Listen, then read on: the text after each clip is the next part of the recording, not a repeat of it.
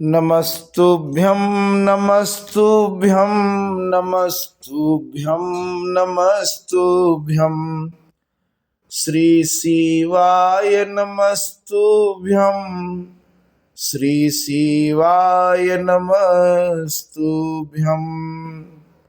धर्म प्रेमी बंधुओं, आज है श्री शिव महापुराण रुद्र संहिता सती खंड के अंतर्गत 11वें अध्याय में सुनेंगे ब्रह्मा द्वारा जगदम्बिका शिवा की स्तुति तथा वर की प्राप्ति। हे ब्रह्मन, हे महाप्रज्ञ, हे तात, आपसे इस प्रकार कहकर विष्णु के अंतर्धान हो जाने पर क्या हुआ? हे विदे, आपने क्या किया? हे वक्ताओं में श्रेष्ठ, आप मुझसे कहिए। ब्रह्मा जी बोले, हे श्रेष्ठ विप्रनंदन, भगवान विष्णु के चले जाने पर मैंने जो कार्य किया आप उसे सावधानी पूर्वक सुनिए। तब मैं विद्या स्वरूपा शुद्ध पर ब्रह्म स्वरूपिणी तथा जगत को धारण करने वाली शंभु प्रिया देवी दुर्गा की स्तुति करने लगा। सर्वत्र व्याप्त रहने वाली नित्य निराश्रय निराकुल त्रिदेवों को उत्पन्न करने वाली,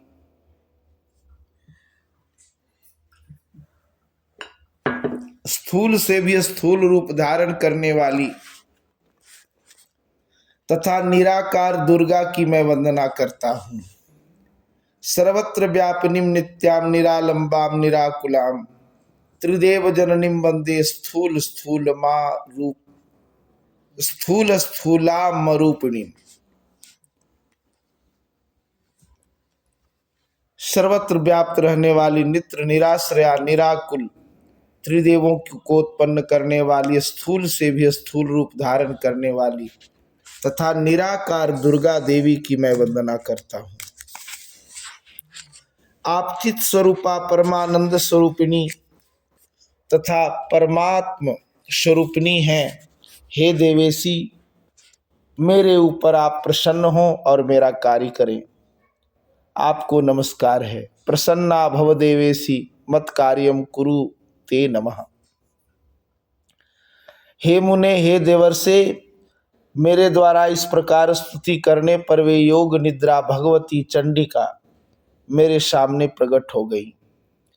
वे भगवती दुर्गा चिकने अंजन के समान शरीर की कांति से युक्त थीं। वे सुंदर रूप से संपन्न थीं। उनकी दिव्य 4 भुजाएं थीं। वे सिंह पर सवार थीं। वे हाथ में वर मुद्रा धारण किए हुए थीं। उनके केशों में मोती तथा मणियां ग्रथित थीं। वे अत्यंत उत्कट थीं। उनका मुख शरतकालीन पूर्णिमा के समान था। उनके मस्तक पर शुभ्र चंद्रमा सुशोभित हो रहा था।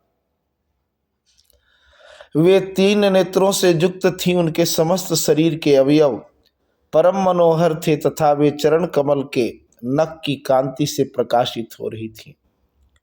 इस प्रकार अपने सामने शिव की शक्ति उन भगवती उमा को उपस्थित देखकर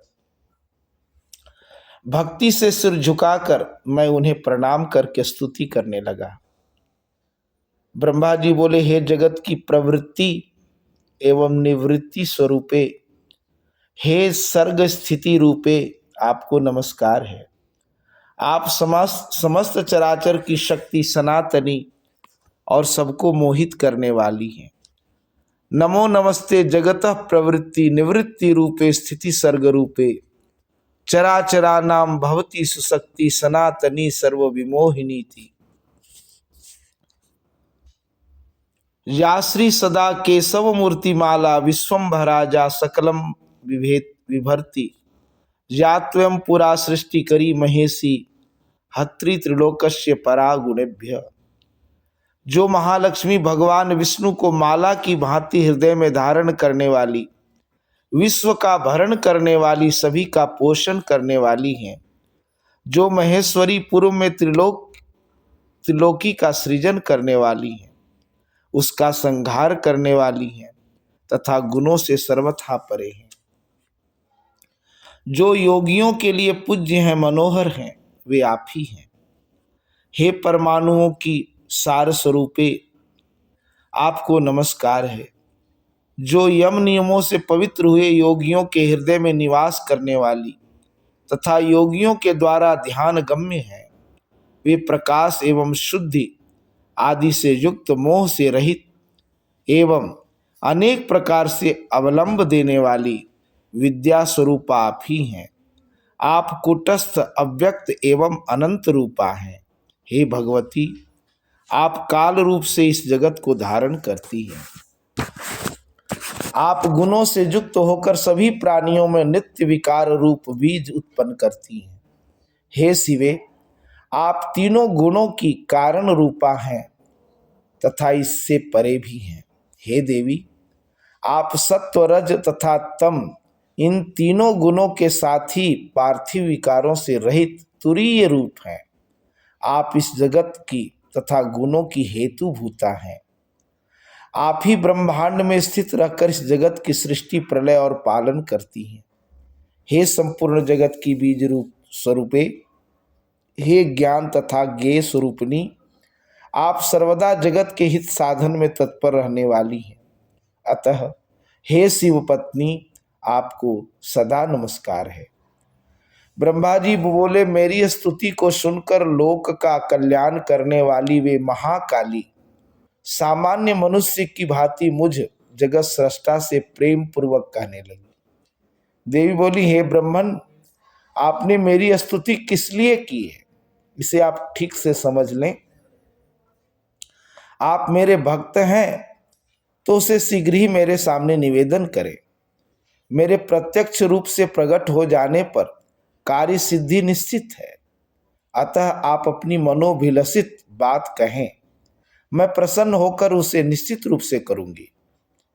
ब्रह्मा जी बोले, हे देवी, हे महेश्वरी, मेरे ऊपर कृपा कर मेरी बात सुने। हे सर्वज्ञ, आपकी आज्ञा से मैं अपने मनोरथ की बात कह रहा हूँ। हे देवेशी, पूर्व काल में मेरे ललाट प्रदेश से उत्पन्न हुए आपके पति जो रुद्र नाम से प्रसिद्ध हैं, वे इस समय योगी होकर कैलाश पर्वत पर निवास कर रहे हैं। वे भूतों के स्वामी इस समय अकेले निर्विकल्पक समाधि में लीन होकर तप कर रहे हैं। वे निर्विकार होने के कारण पत्नी से रहित हैं और आत्मा में रमन करने के कारण दूसरी पत्नी की अपेक्षा नहीं करते। हे सती, आप उन्हीं को मोहित करें जिससे वे आत्मा भी रमन से उपरत होकर दूसरी स्त्री आपको देखें। आपके अतिरिक्त कोई अन्य स्त्री उनके मन को मोहित करने वाली नहीं होगी। इसलिए आप ही दक्ष की कन्या बनकर अपने रूप से शिव जी को मोहित करने वाली हो। हे शिवे, आप शिव पत्नी बने। जिस प्रकार आप लक्ष्मी का रूप धारण कर विष्णु को प्रसन्न करती हैं, उसी प्रकार संसार के हित के लिए आप इस कार्य को भी वैसे ही करें। हे देवी, जब उन शिव ने स्त्री विषयक अभिलाषा मात्र से मेरी निंदा की, तो भला वे स्वेच्छा से किस प्रकार स्त्री ग्रहण कर सकते? यदि वे स्त्री ग्रहण कर भी लें तो भी वे तो सृष्टि के आदि, मध्य और अंत में सदैव विरक्त रहते हैं। अतः उनसे उत्तम सृष्टि किस प्रकार होगी? हे देवी, इस प्रकार चिंता परायण हुए मेरे लिए आपके अतिरिक्त और कोई शरणप्रद नहीं है। इसलिए विश्व कल्याण के निमित्त आप मेरे इस कार्य को करें। शिव जी को मोहित करने में न विष्णु, न लक्ष्मी, न काम, न मैं ही समर्थ हूं। हे जगन्माता, आपके बिना कोई भी उन्हें मोहित करने में समर्थ नहीं है।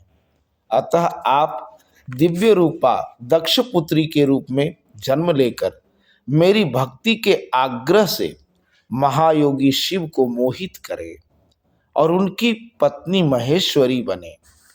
हे देवेशी, इस समय दक्ष प्रजापति क्षीर समुद्र के उत्तर तट पर आपको प्राप्त करने के उद्देश्य से मन में आपका ध्यान करते हुए दृढ़व्रती होकर तपस्या कर रहे हैं। ब्रह्मा जी बोले, मेरे इस वचन को सुनकर वे जगदम्बिका शिवा चिंतित हो उठी और विस्मित होकर अपने मन में कहने लगी। देवी बोली, वेद वेत्ता तथा जगत कर्ता ये विधाता महान अज्ञान से युक्त होकर कैसी बात कर रहे हैं। अहो, यह महान आश्चर्य है। ब्रह्मा के चित्त में ऐसा दुखदाई महान मोह कैसे उत्पन्न हो गया कि वे निर्विकार परमात्मा को भी मोहित करना चाहते हैं। ये ब्रह्मा मुझसे शिव के मोह का वर चाहते हैं। इनका कौन सा लाभ होगा। वे प्रभु तो निर्विकल्प और निर्मोह हैं। वे शंभु निर्विकार निर्गुण तथा परब्रह्म है और मैं तो सदा उनकी आज्ञा में रहने वाली दासी हूँ। वे स्वतंत्र परमेश्वर शिव भक्तों के उद्धार हेतु अपने पूर्ण रूप से रुद्र नाम से अवतीर्ण हुए हैं। वे रुद्र ब्रह्मा तथा विष्णु के भी स्वामी हैं और किसी भी प्रकार शिव से कम नहीं है। वे योग का आदर करने वाले माया से रहित मायापति तथा पर से भी परे हैं। अज्ञान से मोहित ये ब्रह्मा उन्हें अपना आत्मज तथा सामान्य देवता समझकर मोहित करना चाहते। यदि इन ब्रह्मा को वरदान न दूं तो वेद की नीति भ्रष्ट होती है। अब मैं क्या करूं जिससे प्रभु महेश्वर मेरे ऊपर क्रोधित न हो। ब्रह्मा जी बोले, शिवा ने इस प्रकार विचार कर मन से महादेव जी का स्मरण किया। तत्पश्चात शिव की आज्ञा पाकर वे दुर्गा मुझसे कहने लगी, हे ब्राह्मण, आपने जो भी कहा है वह सब सत्य है। मुझे छोड़कर शंकर जी को मोहित करने वाली कोई दूसरी स्त्री संसार में नहीं। आपने जो कहा कि जब तक शंकर जी दार परिग्रह नहीं करेंगे तब तक सनातनी सृष्टि नहीं होगी, यह बात भी सत्य है।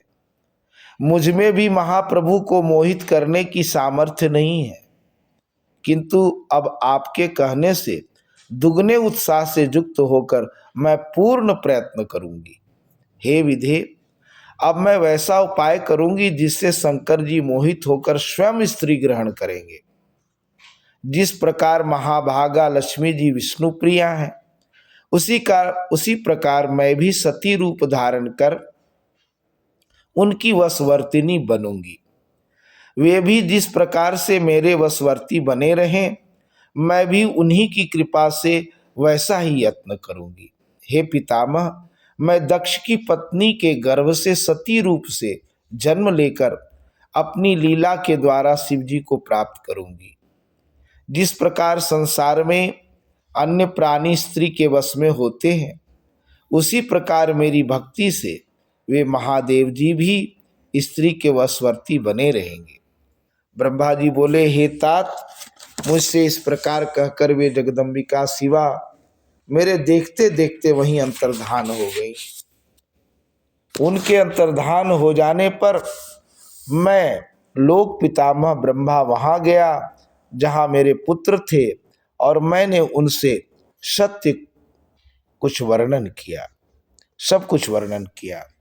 इस प्रकार श्री शिव महापुराण के अंतर्गत द्वितीय रुद्र संहिता के द्वितीय सती खंड में दुर्गा स्तुति ब्रह्मवर प्राप्ति वर्णन नामक 11वां अध्याय पूर्ण हुआ। श्री शिवाय नमस्तुभ्यं, श्री शिवाय नमस्तुभ्यं, नमस्तुभ्यं नमस्तुभ्यं, श्री शिवाय नमस्तुभ्यं।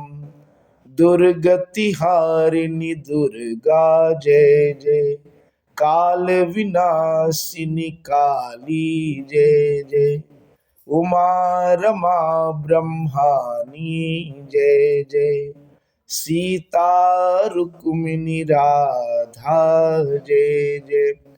तो ये था रुद्र संहिता सती खंड के अंतर्गत 11वां अध्याय। और कल 12वें अध्याय में आप सब सुनेंगे दक्ष प्रजापति का तपस्या के प्रभाव से शक्ति का दर्शन और उनसे रुद्र मोहन की प्रार्थना करने की कथा। आज के लिए इतना ही, धन्यवाद।